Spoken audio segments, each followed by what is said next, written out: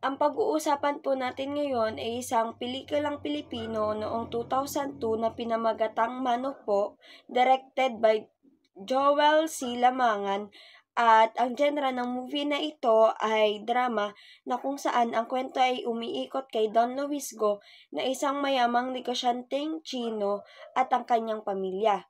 Ipinapakita dito yung mga tradisyon, kultura at mga hamon na kinakaharap nila bilang isang migranteng Chino sa Pilipinas.